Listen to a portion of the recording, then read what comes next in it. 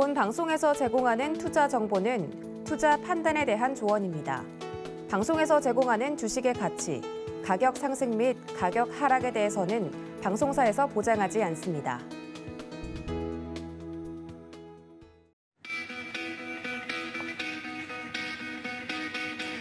안녕하십니까. 고수익 작전 타임 진행의 도지은입니다.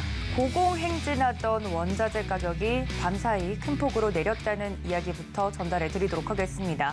하지만 인플레이션 정점론이 이야기가 나오기보다는 경기 둔화를 넘어서 이제는 경기 침체로까지 가는 것이 아니냐 하는 걱정 어린 목소리들이 더 많이 나오고 있는 상황인데요. 밤사이 좀 마무리가 된 뉴욕 증시 같은 경우는 혼조세로 마감이 됐습니다. 미장을 좀 보고 방향성을 설정하려고 했던 투자자분들 혼란스러우실 텐데 오늘도 장 시작 전에 저희가 그 전략들을 챙겨드릴 테니까 저희와 함께 방향성 설정해 보시면 좋을 것 같습니다. 본격적인 이야기 나누기 전에 가상자산과 관련된 이슈들은 어떤 것들이 있는지 체크해보고 넘어오도록 하겠습니다. 함께 보시죠. 네, 안녕하세요. 캐스터 이은주입니다. 간밤에 있었던 암호화폐 상황 함께 살펴보도록 하겠습니다. 미국 뉴욕 증시가 전반적으로 혼조세로 마무리된 가운데 우리 시장은 일제히 반등에 성공해주고 있습니다. 시가총액도 전일 대비 1.48% 이틀 연속 상승해주면서 다시 9천억 달러 수준을 회복을 했고요. 비트코인 같은 경우도 전일 대비 1.8% 오르면서 심리적 지지선으로 적용되는 2만 달러 선을 다시 상회했습니다. 현재 이러한 상황을 놓고 비트코인의 가격 전망 굉장히 긍정적인 이슈들이 많이 나와주고 있는데요. 이 아크 인베스트먼트의 돈나무 원료로 불리는 캐시우드도 현재 비트코인의 가격을 놓고 긍정적인 전망치를 이어가고 있습니다. 최근에 발표했던 월간 비트코인 보고서에서 온체인 지표들이 바닥을 치고 있기 때문에 앞으로 비트코인의 가격적인 면에서 추가 하락은 없을 것 같다라고 예상을 했는데요. 그렇기 때문에 비트코인의 가격 전망을 현재 중립에서 낙관으로 바꾼다고 전했습니다. 또 보고서는 비트코인이 현재 202평선, 그리고 시장의 일반적인 비용, 또 장기와 단기 홀더들의 비용, 또 2017년의 고점 등 이런 주요 수준 아래에서 비트코인의 가격이 거래되고 있기 때문에 이러한 경우가 흔치 않고 또 이것은 현재 시장이 극과매도 상태임을 시사한다라고 풀이했습니다. 비트코인이 주요 가격 수준 밑에서 거래된 것은 비트코인의 역사상 단 4번밖에 없었던 일이기 때문에 추가적인 가격 하락보다는 이 현재를 바닥가로 잡고 앞으로는 좀 상승해 줄 수 있을 것이라는 기대감을 표하고 있습니다. 그런 가운데 롱숏 포지션의 레버리지가 과도한 수준으로 나타나면서 조만간 짧은 시일 내에는 가격적으로 큰 변동성이 일어날 것 같다라는 분석도 나왔습니다. 블록체인 분석 플랫폼인 크립토컨트의 저자 중에 한 명이죠. 마춘이 현재 롱 그리고 숏 포지션에서 각각 레버리지가 굉장히 과도하게 높아졌기 때문에 가까운 시일 내 높은 변동성은 피할 수 없을 것 같다라고 전했습니다. 최근 비트코인의 가격이 약 4% 가까이 상승을 했는데 같은 기간 미체결 약정은 몇 시간 만에 6억 1,500만 달러나 늘어났다면서 이렇게 미체결 약정이 급격히 늘어나게 되면은 높은 변동성이 수반될 수밖에 없다라면서 우려의 목소리를 전하기도 했습니다. 하지만 현재 시점에서 별다른 방향성은 보이고 있지 않기 때문에 전반적으로 비트코인 가격과 관련해서는 중립을 유지하겠다고 전했습니다. 그런 가운데 비트코인을 보유하고 있는 이 지갑의 수도 계속해서 늘어가고 있는 추세입니다. 아무래도 저점에서 매수하려는 이 매수세들이 계속 늘어나고 있기 때문에 비트코인 홀더들의 비중이 늘어날 수밖에 없는데요. 현재 비트코인을 1개 이상 보유한 주수의 수가 급격히 늘어나면서 88만 개를 넘어섰다고 합니다. 이렇게 비트코인의 수용 주소가 급증하고 있다는 것, 아무래도 우리 업계를 대표하는 이 대장주인 비트코인의 위치는 여전히 흔들리지 않고 있는 모습을 보여주는 것 같죠? 다음으로 이더리움 보도록 하겠습니다. 전일 대비 0.55% 소폭으로 상승해졌고요. 일주일 전 대비는 여전히 1.8% 하락한 수치입니다. 이더리움 가격 현재 1,142불에 거래되고 있습니다. 이어 3위와 4위, USD와 또 테더, 스테이블 코인을 좀 살펴보도록 할 텐데요. 테더와 USD 큰 변동성 없이 가격은 1불 정도에 고정돼서 거래되고 있습니다. 최근 스테이블 코인과 관련된 이슈들이 계속 우리 시장에 존재하면서 이 스테이블 코인들의 위치도 점점 올라가고 있는 모습을 보여주고 있는데요. 그런 가운데 USDC가 이 테더의 시가총액을 머지않아 뛰어넘을 것이라는 전망치가 나오고 있습니다. 지금까지는 최대 규모였던 테더의 규모를 이 USDC가 시가총액이 5월 이후에 8.2% 증가하면서 559억 달러로 사상 최고치를 기록을 했는데요. 이 테더는 같은 기간 19% 이상 감소하면서 현재 660억 달러에 못 미치고 있습니다. 이렇게 두 종목의 시가총액 차이가 역사상 사상 최저 수준으로 감소하고 있는 모습이 포착이 되면서 조만간 USDC가 USDT를 뛰어넘을 것이다라는 전망이 나온 겁니다. 또 뿐만 아니라 최근에 있었던 테라 붕괴 사태 때 이 테더 같은 경우는 여러 차례 0.98달러 아래로 디패깅되는 모습이 나타났지만 이 서클에서 발행하고 있는 USDC 같은 경우는 2018년 출시 이후 0.99달러 아래로 추락했던 적이 단 2차례밖에 없었다라고 합니다. 현재도 가격 보면은 USDC는 일불의 가격이 정확히 고정돼 있는 반면에 이 테더 같은 경우는 지속적으로 0.99달러의 가격 고정돼 있는 모습 확인해 보실 수 있을 텐데요. 또 뿐만 아니라 USDC 같은 경우는 최근 미국 규제 당국의 46개 주에서 자금 사업 서비스가 가능한 자격을 얻으면서 투자자들의 신뢰도도 지속적으로 상승하고 있다고 합니다. 뿐만 아니라 이 6위에 있는 바이낸스 USD도 이 대표적인 스테이블 코인으로 꼽히죠. 이 세 종목에 더해서 다이까지 총 4대 스테이블 코인이다라고 업계에서는 이야기하는데요. 이런 스테이블 코인의 시총이 지난 2년 동안 무려 20배가 증가했다고 합니다. 2020년 4월에 70억 달러에서 거래되던 USDC, 이 스테이블 코인들의 4개 종목들이 현재는 1,470억 달러로 20배 이상 상승을 해준 건데요. 사실 스테이블 코인 같은 경우는 어떤 투자의 목적보다도 다른 암호화폐를 사고 팔 때 사용되는 브릿지 역할을 해주기 때문에 어떻게 보면 업계에서는 긍정적으로 풀이를 하고 있습니다. 아직 다른 코인으로 자금이 이동하지 않은 돈이 1,470억 달러가 거래소에 예치돼 있다는 거기 때문에 추가적인 가격 상승에 좋은 탄력으로 이용될 수 있다라고 업계가 풀이하고 있습니다. 다른 종목들도 이어서 살펴보겠습니다. 리플과 카르다노, 솔라나와 도지코인은 전일 대비 일제히 하락하면서 약세장을 이어가는 모습 보여주고 있고요. 카르다노 같은 경우는 최근에 좀 긍정적인 가격 전망치도 나와줬습니다. 지금 가격보다 90% 가까이 반등에 성공해 줄 것이다라는 참여자들의 투표가 진행이 된 건데요. 현재 가격에서 90% 이상 상승한 0.88달러까지 상승할 것이다라는 전망치가 나왔고, 시바이누 같은 경우도 최근에 강한 반등의 전망세가 계속 이어지고 있습니다. 7월 한 달 동안 강한 반등을 할 것으로 전망이 되면서 100% 이상의 상승률을 보여줄 것으로 투자자들이 기대를 하고 있다라고 전해졌는데요.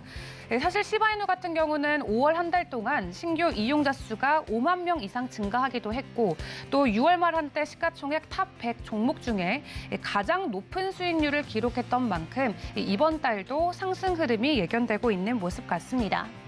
전반적으로 코인 시총 이 정도로 살펴보도록 하고요. 이 업계 전망은 어떤 식으로 흘러가고 있는지도 살펴보도록 하겠습니다. 암호화폐 전문 미디어 유투데이에 따르면 이 돈나무 원리로 불리는 캐시우드가 이끄는 미국 투자사죠. 이 아크 인베스트먼트 소속돼 있는 애널리스트 야신 엘만드라가 최근 자신의 트위터를 통해서 경기 침체 우려에도 미국 연방준비제도가 기준 금리를 인상하고 그렇기 때문에 암호화폐 시장에는 추가적인 타격이 있을 것 같다라고 전했습니다. 앞서서 캐시우드가 전한 거와는 이 반대 의견을 비친 건데요.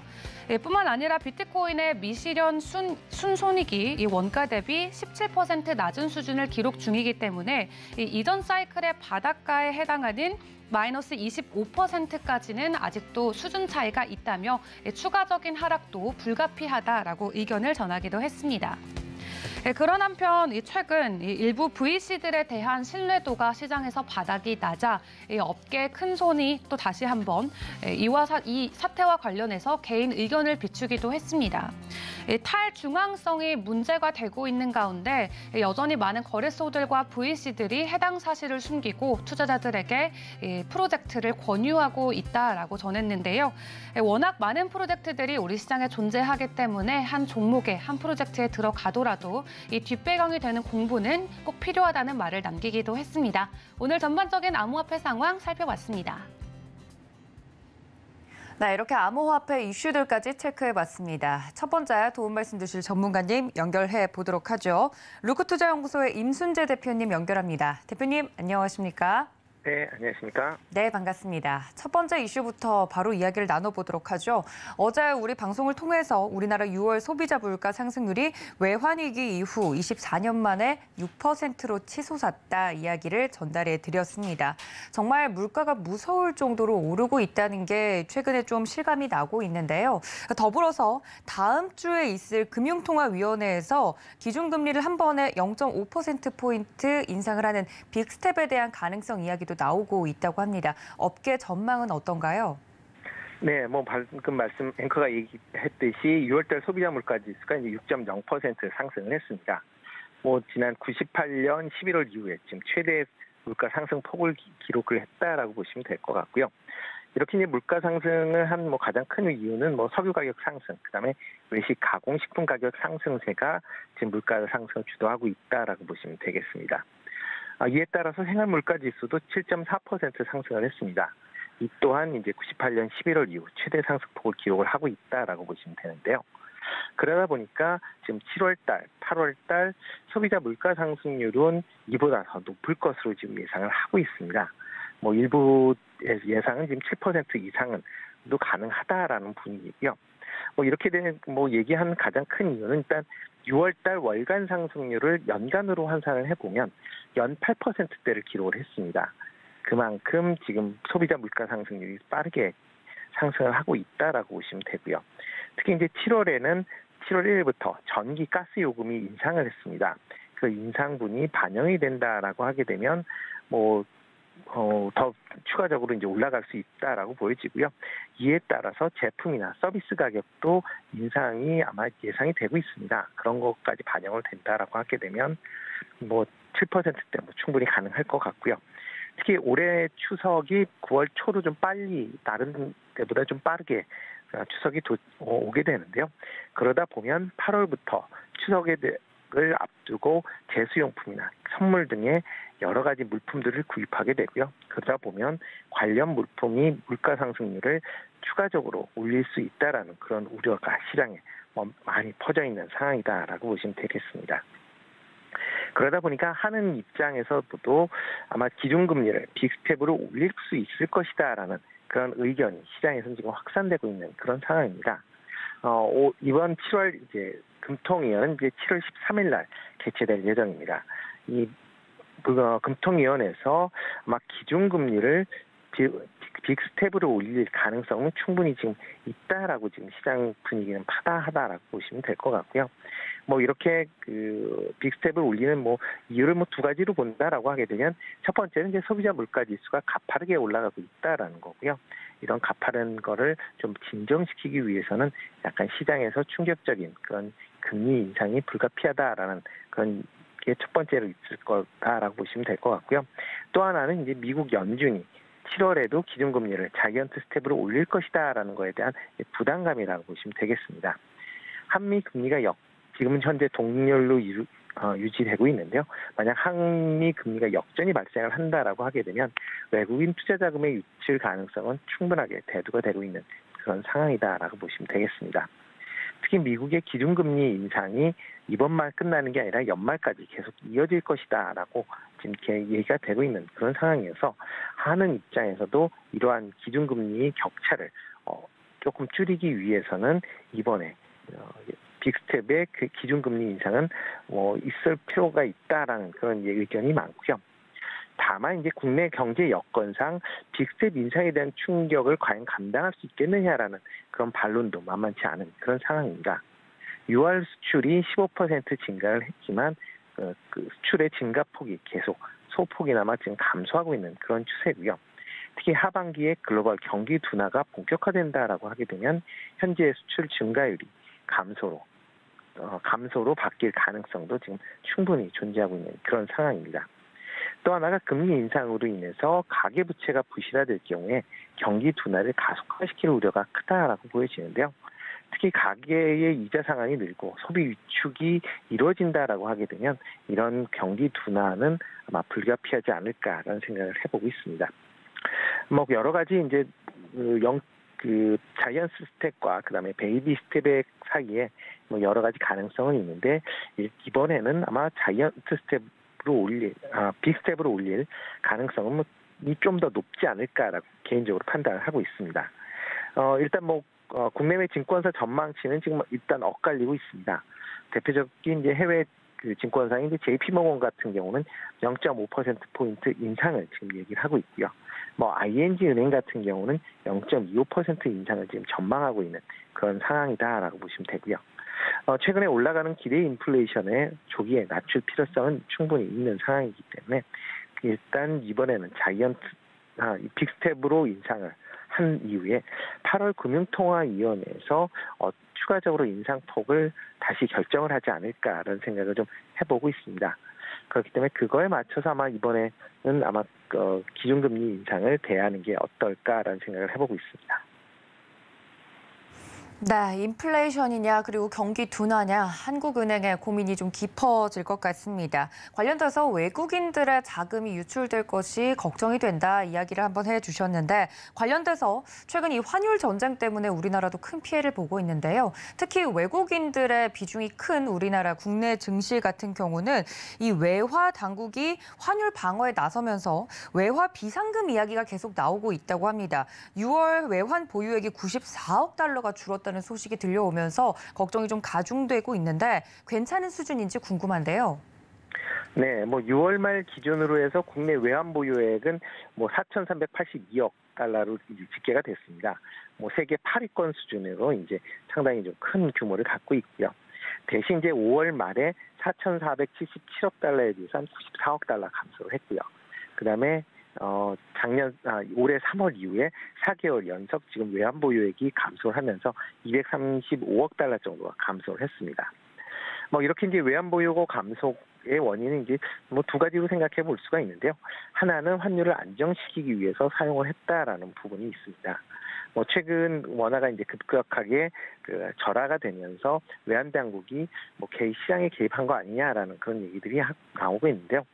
일단 기본적인 트렌드 자체가 지금 달러 강세, 원화 약세가 지금 있기 때문에 이 트렌드를 바꾸기 위해서 외환 당국이 개입을 했다라는 거는 조금 신빙성이 좀 떨어져 보이고요. 대신 이제 일일 외화의 변동폭이 상당히 좀 커졌습니다. 이런 변동폭이 커지는 것을 조금 축소를 하기 위한 그런 이제 미세적인 조정이 계속 개입된 거 아닌가라는 그런 이제 추측을 해보고 있는 그런 상황이고요. 또 하나는 이제 외환 보유액의 구성을 본다라고 하게 되면 달러뿐만 아니라 여러 가지 위안이나 유로, 엔화 같은 이제 다양한 통화 채권, 그다음에 금 등으로 구성이 되어 있습니다. 이런 이제 통화 같은 경우는 최근 이제 달러 강세로 인해서 상대적으로 약세를 지금 기록을 하고 있고요. 금 같은 경우도 지금 최근에 가격이 하락이 됐습니다. 이런 이제 비달러 자산을 달러 자산으로 바꿀 때 이제 평가 손이 발생들을 하기 때문에 일단 달러로 좀 적게 잡히는 그런 측면이 분명히 있다라고 보시면 될 것 같고요. 그런 것 때문에 이번에 달러 감소 폭이 다른 때보다 좀 크게 나온 거 아닌가라는 생각을 해보고요. 일단 감소를 했다라고 해도 크게 걱정을 안 하셔도 되지 않을까 싶습니다. 우리나라가 이제 과거 외환 위기 때문에 이제 외환 보유액에 대한 감소에 대해서 좀 민감하게 반응을 하는 경향이 좀 있습니다. 특히 그렇기 때문에 최근 적정 이제 외환 보유액에 대한 이제 논란이 좀 다시 좀 불거지고 있는 그런 상황이고요. 일단 IMF 기준으로 삼는다라고 하게 되면 국내 외환 보유액 비중은 이제 적정 보유액의 한 99% 수준이다라는 그런 우려가 있는 그런 상황입니다. 그렇지만 이제 외환 보유액 상위 국가를 본다라고 하게 되면 상위 10개국 중에서 선진국으로 분류되는 건 스위스하고 일본, 그다음에 우리나라 정도에 불과하다라고 보시면 될 것 같고요. 대부분의 선진국은 일단 외환 보유고 상위에 있지가 않습니다. 특히 미국 같은 경우 달러를 발행을 하고 있기 때문에 제외되어 있다라고 봐도 유로존에 있는 국가들은 대부분 외환 보유액이 그렇게 크지 않다라고 보시면 될 것 같고요. 이렇게 이제 외환 보유액이 크지 않은 이유는 외환 보유액을 이제 보유함에 따라서 이제 수익률이 높지 않아서 이제 과다한 보유를 하게 되면 기대 비용이 이제 발생을 하게 된다라는 거고요. 특히 이제 미국이나 유로존 국가들은 이제 이 관련돼서 이제 수합을 통해서 일정 부분 이제 그걸 해치하는 그런 경향이 좀 있다라고 보여집니다. 그렇기 때문에 국내 외환 보유액이 지금 4천억 달러가 넘는 그런 상황에서 크게 걱정을 하실 필요는 없지만 이런 일반적인 투자자들의 이제 심리 안정을 위해서 선진국과의 통화 수합 확대는 필요한 그런 상황이다라고 보시면 될 것 같습니다. 특히 미국과의 이제 통화 수합을 한다라고 하게 되면 환율 변동성을 줄일 가능성은 충분히 있다라고 보여지고요. 외환 보유액의 적정성 논란도 많이 줄일 수 있는 그런 이제 사항이다라고 보여지니까 그런 것도 좀 있었으면 좋겠다라는 개인적인 생각을 해보고 있고요. 최근에 이제 원화 약세가 아마 뉴 노멀의 가능성은 충분히 있다라고 보시는 게 더 맞지 않을까 싶습니다. 과거 1,300원대 환율은 경제 위기 상황에서나 가능했었던 그런 내용입니다. IMF나 글로벌 금융위, 코로나 사태 때 이제 1,300원대를 도달했었기 때문에 최근에 이제 1,300원대에 대해서 상당한 게 이제 경제가 위기가 아니냐라는 그런 인식이 좀 많이 있는 그런 상황인데 그때와는 다르게 지금 달러와 강세에 따른 그런 지금 원화 약세 국면입니다. 단순히 원화뿐만 아니라 달러를 제외한 대부분의 화폐 통화들이 지금 약세를 보이고 있는 그런 상황이기 때문에 이런 상황이 특이한 상황은 아니고 어떻게 보면 정상적인 상황이다라고 보시는 게 좀 더 맞지 않을까라는 생각이 들고요. 아마 대외 악재가 소멸하기 전까지는 달러 강세, 원화 약세 상황은 좀 지속될 수 있다라고 보여집니다. 그렇기 때문에 원화가 당분간 1,300원대 위에서 아마 움직일 가능성은 충분히 있을 것 같고요. 특히 전일 미국 달러 인덱스 같은 경우도 106포인트를 기록을 하면서 지금 10여 년 만에 지금 최고치를 기록을 하고 있는 그런 상황입니다. 이런 상황에서 원화 환율에 대한 부분도 좀 더 관심 있게 보실 필요가 있지 않을까 싶습니다. 네, 환율과 관련된 이슈까지 체크를 해봤습니다. 외화 비상금으로 불리는 외환 보유액이 감소한 부분에 대해서는 그렇게 크게 걱정하지 않아도 된다 언급을 들어봤습니다. 다음 이슈에 대해서 좀 넘어가 보도록 하죠. 그나마 좀 기대해 볼 만한 이슈일 것 같은데요. 조 바이든 미국 대통령이 이르면 이번 주에 중국 수입품에 대한 고율 관세 일부 완화를 발표할 가능성이 있다라는 뉴스가 또 나왔다고 합니다. 바이든 대통령의 지지율이 굉장히 낮은 수준이라고 알고 있는데 관련돼서 시장에 어떤 영향이 있을지 궁금하거든요. 이 부분 짚어주시죠. 네, 지금 미국이 이제 대중국 관세를 이제 부여하게 된 게 이제 미국 트럼프 전 대통령 재임 시절입니다. 중국 견제를 위해서 일부 중국 제품에 고율의 관세를 부과를 했고요. 특히 이제 대미 무역적재 해소 차원이다라고 보시면 되는데 일단 그렇기 때문에 계속 강하게 유지를 하다가 2000년 1월에 중국과 1단계 무역 합의를 통해서 일부 조금 완화된 측면은 분명히 있습니다. 그래서 2018년도에는 수입 품목 중에 미국에서 중국 수입 품목 중 2,200여 품목에 대해서 고율 관세를 부과를 했고요. 이거를 2000년 1월 그러니까 중국과 1단계 무역 합의 이후에 549개로 축소를 했습니다. 그리고 바이든 정부에서 또 352개 품목에 대해서 한시적으로 관세를 지금 면제해주고 있는 그런 상황에서 실질적으로 부과하는 품목은 197개 수준에 지금 불과한 그런 상황이고요. 그렇지만 이제 미국에서는 대중국 관세를 더 낮춘다라고 하게 되면 물가 안정에 상당히 이제 기여를 할 수 있다라는 그런 이제 얘기들이 좀 많이 나오고 있습니다. 이에 따라서 이제 미국이 이제 월스트리트 저널이 전일자에 이제 7월부터 이제 일부 중국 제품에 대해서 보복 관세가 만료되기 시작을 합니다. 이 만료가 될 때 점진적으로 해제할 것이다라는 그런 이제 보도를 했다라고 보시면 될 것 같습니다.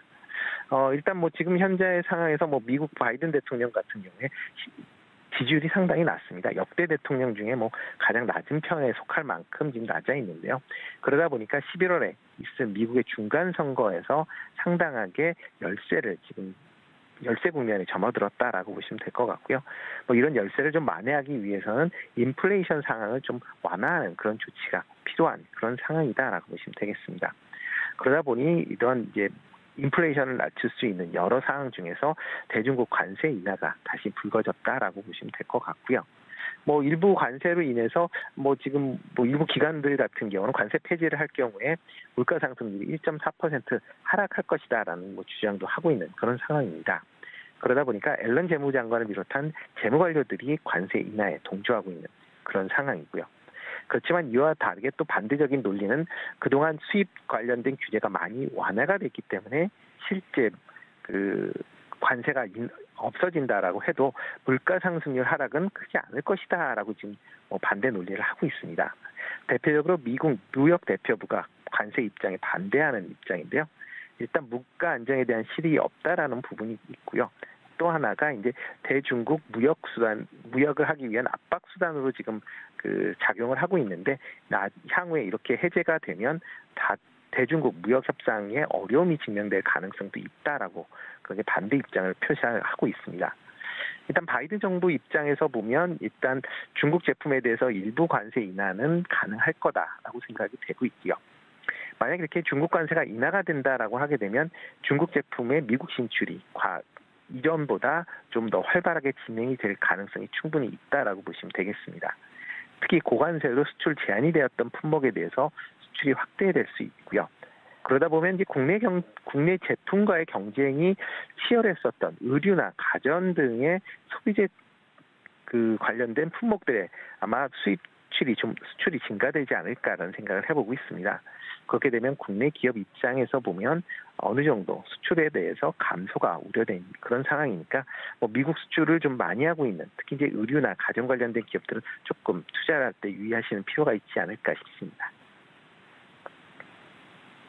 네, 관련돼서 그렇다면 오늘장 전략을 좀 여쭤봐야 될 것 같은데요. 전문가님 짧게 부탁드립니다. 네, 저는 미국 시장이 이제 장중에 큰 변동성을 이제 보면서 이제 혼조 마감을 했습니다. 그렇지만 이제 미국 같은 경우에 계속 경기 침체 우려가 확산이 되고 있다라는 거는 무시 못하는 그런 상황이다라고 보시면 될 것 같고요. 그러다 보니까 미국 국채 금리가 어저께 장중 2.7%로 하락을 했었던 적이 있고요. WTI 유가도 $100 밑으로 급락을 하는 그런 모습을 보였습니다. 전일 국내 시장이 일단 낙폭 과다에 따른 저가 매수로 이제 상승을 보였습니다. 그렇지만 아직까지는 거래 대금이 12조 원대에 머물러 있고요. 그다음에 신용 잔고가 17조 7천억까지 줄었다가 지금 다시 소폭 증가하는 그런 모습을 보인다라는 걸로 봐서는 아직까지는 투자 심리가 여전히 불안한 그런 모습들이 있을 걸로 예상이 됩니다. 금일 국내 시장은 아마 장중 변동성이 클 것으로 예상이 되고 있고요. 특히 전일 급등에 따라 아마 차익 매물 출회 가능성은 충분히 있다라고 보시면 되겠습니다. 특히 그리고 오늘 밤 미국 시장에서 발표되는 경제 지표나 연준 회의록으로 인해서 관망 분위기도 있을 가능성은 있고요. 특히 이제 달러 강세로 인해서 아마 환율이 오늘 1,310원대까지도 상승 가능성은 충분히 있지 않을까라는 생각이 되고요. 그러다 보면 어저께 순매수를 보였었던 외국인 매도세가 다시 순매도로 전환된 가능성도 배제할 수 없다라고 보시면 되겠습니다. 아직까지는 보수적인 관점에서 시장에 접근할 필요성은 있다라고 보여지고요. 개별적인 이슈에 따라 단기적인 매매는 가능하겠지만 기본적으로는 아직까지는 현금 비중을 높여서 좀 더 시장을 지켜보시는 그런 전략이 유효하지 않을까 싶습니다. 네, 이렇게 오늘장 전략까지 이야기를 들어봤습니다. 지금까지 루크투자연구소 임순재 대표님과 함께했습니다. 대표님 고맙습니다. 네, 고맙습니다. 네, 이렇게 전반적인 거시경제와 관련된 이슈들 짚어봤습니다. 그렇다면 자세한 이야기들 이어가 보도록 하죠. 교보증권 여의도금융센터 윤여민 FP님 스튜디오에 모셨습니다. FP님 어서 오세요. 네, 안녕하십니까.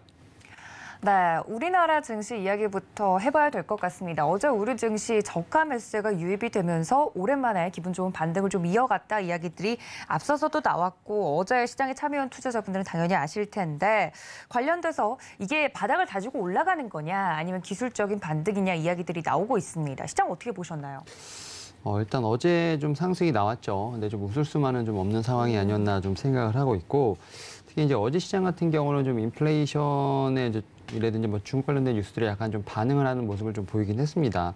다만 이제 미국 증시가 좀 휴장을 한 가운데 좀 아시아 일부 국가라든지 이제 유럽 증시가 좀 전일 좀 상승을 하면서 일단 우리나라 증시도 좀 같이 좀 상승하는 모습을 좀 보였는데 일단 여러 가지 뉴스가 있었지만 그래도 인플레이션이 좀 어느 정도 진정될 것이다라는 좀 뉴스에 어제는 좀 주목하지 않았나 좀 생각이 듭니다. 특히 이제 곡물 같은 좀 원자재가 좀 하락한다는 것에 좀 상당히 좀 주목을 했고요. 또 투기 자금도 이탈된다는 좀 보도가 있었습니다. 그리고 실제로 이제 최근 유가를 좀 제외하고는 원자재 가격이 좀 진정된다는 생각이 좀 나오기 때문에 약간 우리가 흔히 말하는 좀 피크아웃 관련된 부분이 좀 나오고 있다라고 말씀드릴 수 있고요. 특히 이제 또 물가를 잡기 위해서 각국이 좀 상당히 노력을 하는 모습이 좀 나오고 있는 부분이 있기 때문에 이런 부분에서도 좀 시장은 좀 반응하지 않았나 좀 생각이 듭니다. 여기에 이제 또 상당히 중요한 뉴스 중에 하나였죠. 미국과 중국의 무역 관세에 대해서 좀 부분적으로 철폐할 가능성이 있다는 뉴스도 좀 있었기 때문에 뭐 이런 부분을 통해서 사실 나름 좀 긍정적인 뉴스를 좀 찾으려는 모습이 있다라고 좀 말씀을 드릴 수 있을 것 같습니다.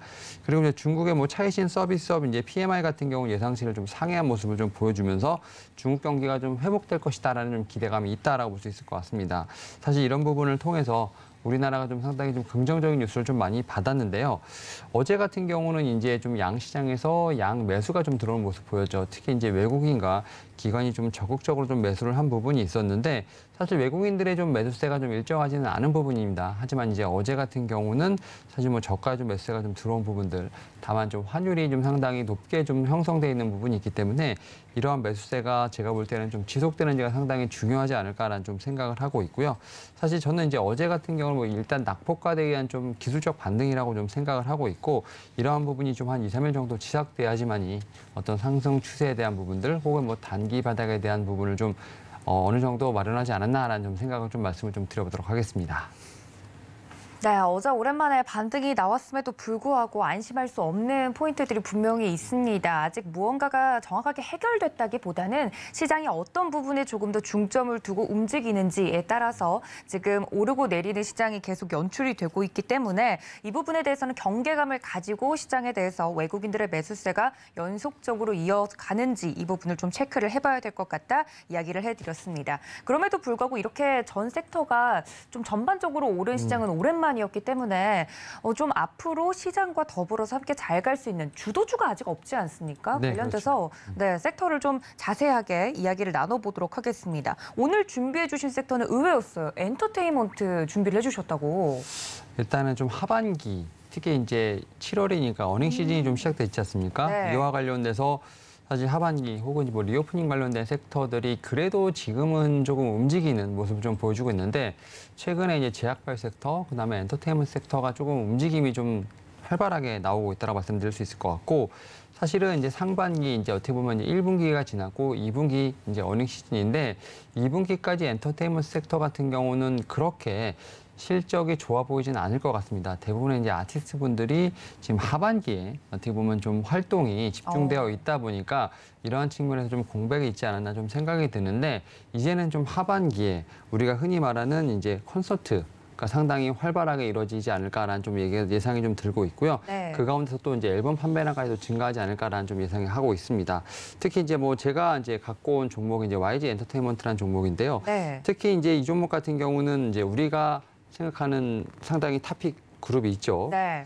이 블랙핑크죠. 네. 예, 블랙핑크가 지금 3월에 이제 3분기에 완전체를 좀 결합을 한 상태에서 앨범이 좀 발매가 되고 4분기부터 아마 월드 투어를 할 것으로 예상이 되고 있는데 코로나19 이전에 월드 투어가 한 39번 정도 있었는데 한 해에 지금 이번 같은 경우는 52회 정도로 이제 코로나19보다도 훨씬 더 많은 이제 월드 투어를 좀 계획하고 있다라고 좀 예상이 됩니다. 그리고 사실 이제 이 YG 엔터테인먼트 그룹 중에서 이제 일본 쪽을 좀 공략하는 좀 그룹들이 있죠. 뭐 이제 트레저 같은 이제 그룹 같은 경우는 일본 투어가 좀 하반기에 좀 예상이 돼 있다라고 말씀드릴 수 있을 것 같습니다. 결국 이런 측면에서 봤을 때 하반기에 이제 아티스트의 어떻게 보면 좀 활동이 좀 나오다 보면 이제 앨범 판매량은 당연히 올라갈 것이고 여기에 따른 이제 공연 수익도 올라가지 않을까 생각을 하고 있습니다. 그리고 일단은 최근에 보게 되면 지금 이제 이 엔터 3사 같은 경우 물론 이제 하이브를 좀 제외하고도 엔터 3사 같은 경우는 좀 신사업에 대한 확장 의지가 좀 상당히 강하다 말씀드릴 수 있을 것 같습니다. 뭐 NFT라든지 뭐 메타버스 관련된 쪽으로 해서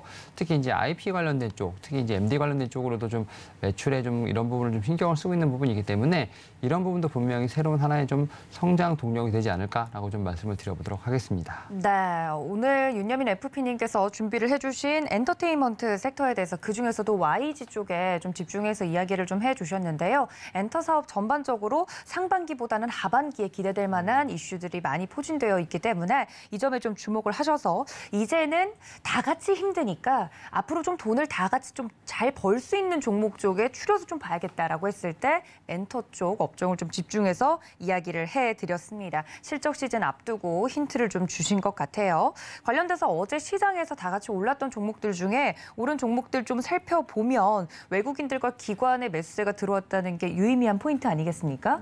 좀 많이 빠졌던 종목들에게 마음이 가는 것도 사실입니다. 오랜만에 반도체, 2차 전지, IT 등 낙폭이 좀 컸던 대형주들이 올라오면서 이제 좀 살만해지나 하는 기대감이 드는 것도 사실인데 SK 하이닉스 그리고 지금까지 정말 눈물겨운 하락을 이어가고 있는 카카오, 네이버 이런 종목들도 좀 올라오고 있거든요. 이런 대형주들 위주로 좀 볼만한지 궁금한데요.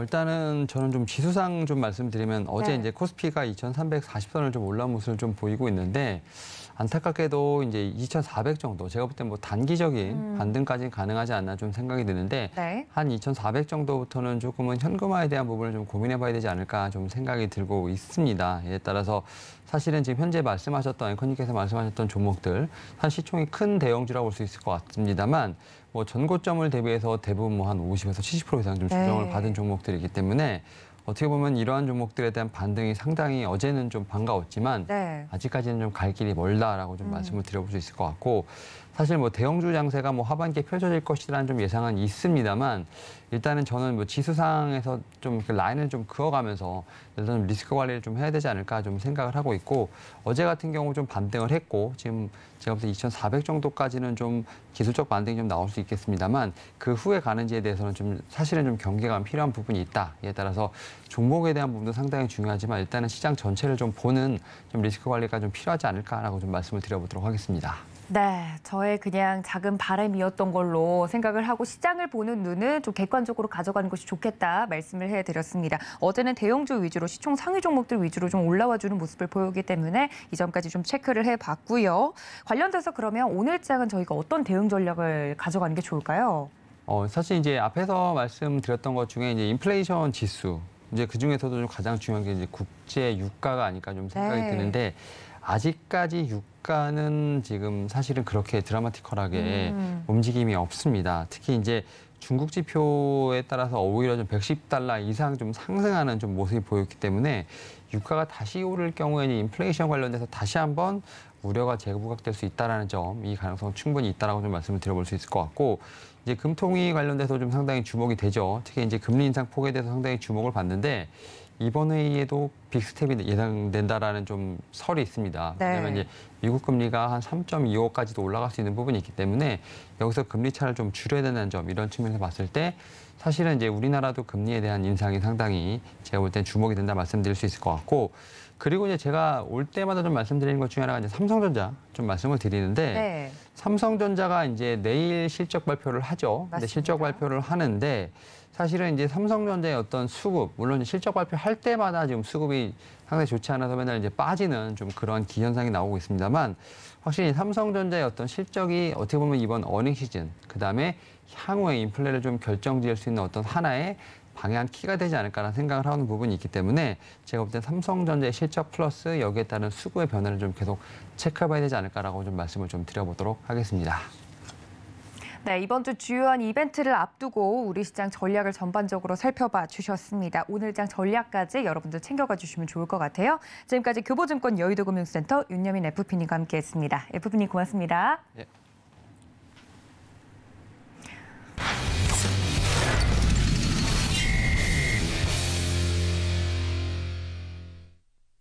네, 보다 자세한 종목별 대응 전략 세워보도록 하겠습니다. 글로원 파트너스 이성웅 이사님 연결합니다. 이사님 안녕하십니까?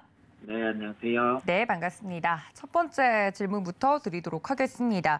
원자재 가격이 큰 폭으로 좀 하락을 하면서 이 안도감이 들기보다는 오히려 경기 침체를 시장이 반영하지 않을까 하는 걱정의 목소리가 더 크게 들려오고 있습니다. 관련돼서 시장에서 짚어봐야 될 포인트 정리해 주시죠. 네, WTI 기준으로 유가가 8%대 하락을 하는 걸 시장 통해서 저희가 확인을 할 수 있었고요. 시장이 상당히 특이한 흐름입니다. 어제 같은 경우가 그 특이함을 더 나타내는 시장이었는데 일단은 그 시장이 다우지수, 나스닥 지수가 동시에 하락을 하다가 장기물과 단기물, 즉 2년물과 10년물 같은 경우 채권이 그 역전 현상이 나오면서 또다시 이게 기간이 언젠지는 알 수 없지만은 이 금리의 역전 현상은 뭐 경기 침체가 발생하기 전에 나타나는 시그널이라는 점이 있다 보니까 또 거기에 따라서 채권 가격은 채권에 대한 수익률은 위로 올라가면서 만난 게 아니라 떨어지면서 이게 꺾이다 보니 그 금리가 떨어지는 점, 그 점을 초점으로 맞춰서 나스닥은 반등이 나오고, 그다음에 다우지수 같은 경우는 대표적으로 에너지 업종이 강했다 보니까 유가가 하락하면서 이 업종이 밀리면서 시장이 반대로 엇갈리게 다우, 나스닥 이렇게 흘러가는 흐름이었는데요. 통상적인 반응보다는 시장이 그냥 시장의 방향이 원하는 대로 데이터를 해석하고 흘러가는 것 같습니다. 아주 좀 특이한 시장이 연속되고 있고, 여기에서 저희가 생각할 건 이 유가 하락 자체가 과연 뭐 경기 침체를 반영을 하는가, 그 여부보다는 주가가 모든 걸 빠르게 반영을 한 모습입니다. 뭐 침체가 어떻게 오고 거기에 대해서 또 예단을 해서 지수가 더 하락하고 그 걱정을 하기보다는 단순히 유가의 하락에만 한번 초점을 맞춰보겠고, 그렇다고 하면은 유가 하락에 대해서 반대급부의 업종을 체크가 필요하겠습니다. 시장에서 그만큼 유가가 상승을 하면서 실적 기여도 좋지 않았고, 그다음에 유가가 상승하면서 향후에 대한 불안감이 커졌던 그러한 업종에 대해서 체크를 하고 갈 필요가 있다는 점을 오늘 포인트와 연결하도록 하겠습니다.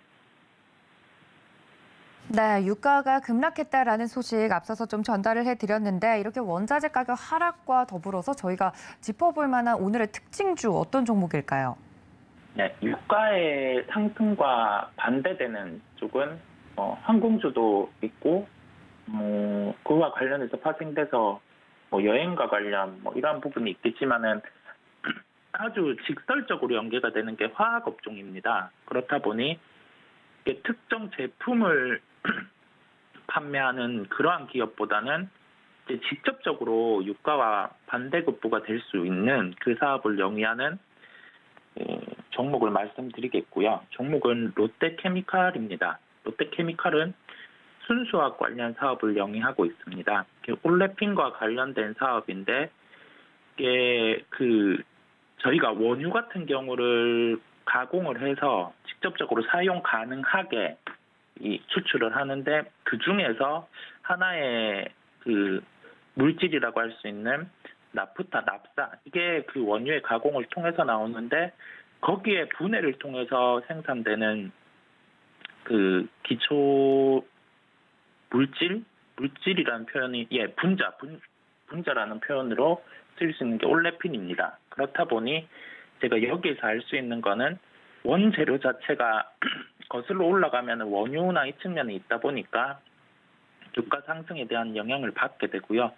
유가가 하락하게 되면은 이 원재료 관련 부분이 기존보다 줄어들게 되니까 실적 부분에는 긍정적일 수 있습니다. 당연히 2분기 실적은 좋지 않습니다. 최근에 유가 하락분 같은 경우가 당장 실적에 반영되는 구조가 아니기 때문에 지금 구간에서 실적을 따지고 갈 필요도 없을 뿐더러 이 2분기 실적까지 이 주식을 가지고 갈 필요도 없겠고요. 지금의 시장 반응 자체가 시세의 연속성이 길면 이틀, 아니면은 2, 3일 정도, 짧으면 하루 정도에 마무리되기 때문에 조금 타이트하게 그런 이벤트의 접근이라든지 모멘텀의 접근 같은 경우도 타이트하게 접근할 필요가 있다는 강조를 한 번 더 드리겠습니다.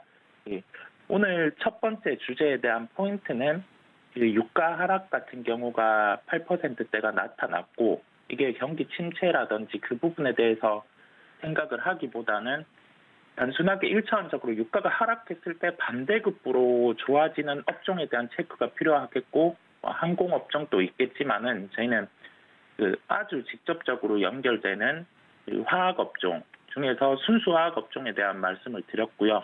그 중에서 롯데케미칼이라는 종목이 접근이 가능하다는 점, 가격적으로는 18만 원대 초반부터 접근 가능하다는 결론이겠습니다. 네, 국제 유가 관련돼서 굉장히 큰 변동성을 보여주고 있는데 관련돼서 직접적으로 영향을 받을 수 있는 화학업종 그 안에서도 오늘 첫 번째 특징주 롯데케미칼 이야기를 해드렸습니다. 18만 원 선 접근이 가능하다고 접근 가격까지 좀 이야기를 해드렸고요. 2분기 실적을 보고 접근하는 종목은 아니고 관련돼서 유가와 관련된 내용들이 영향을 받을 수 있는 종목으로 설명을 드렸으니까 여러분들 이 체크 포인트들까지 챙겨가 주시면 좋을 것 같습니다.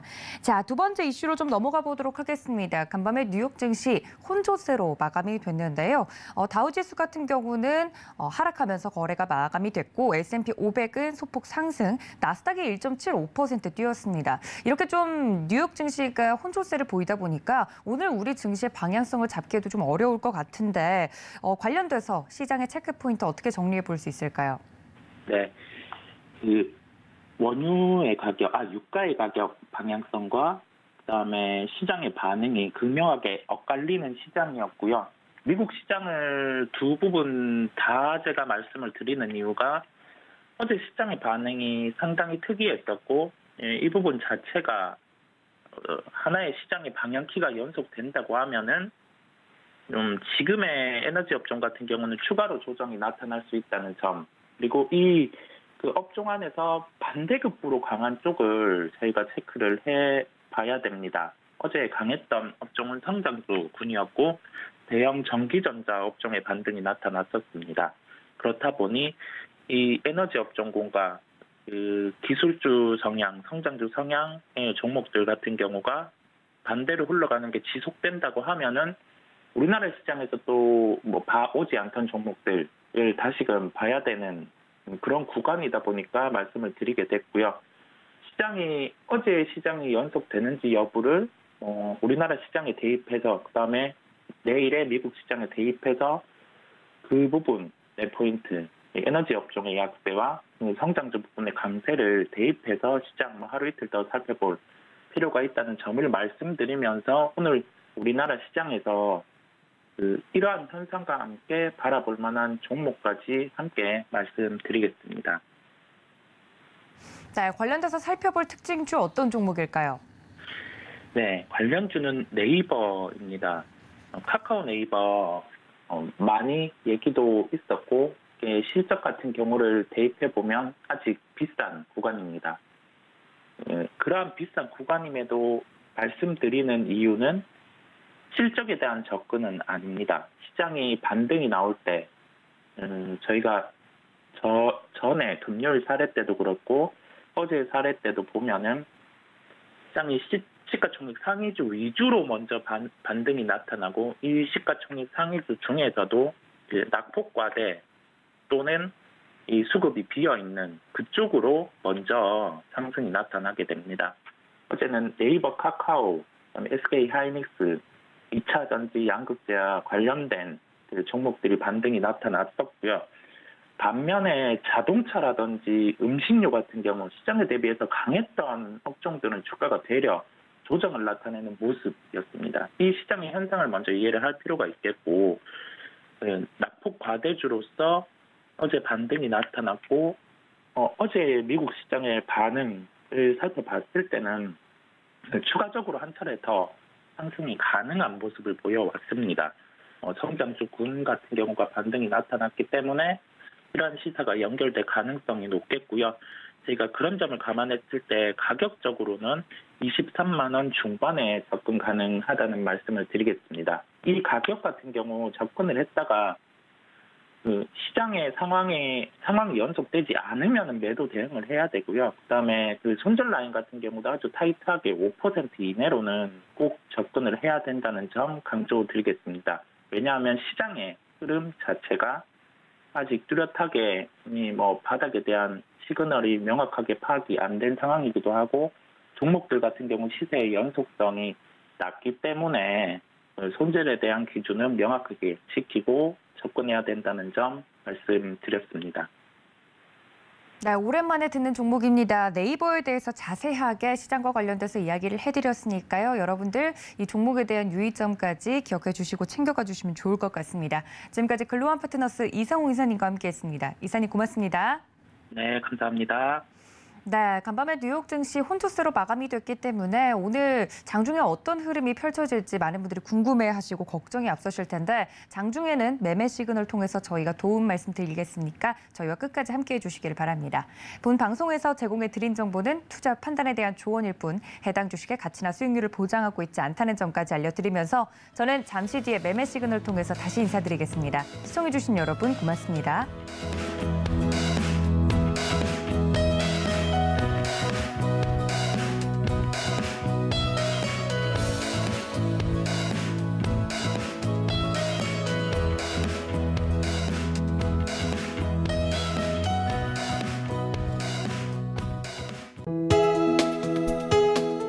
본 방송에서 제공하는 투자 정보는 투자 판단에 대한 조언입니다.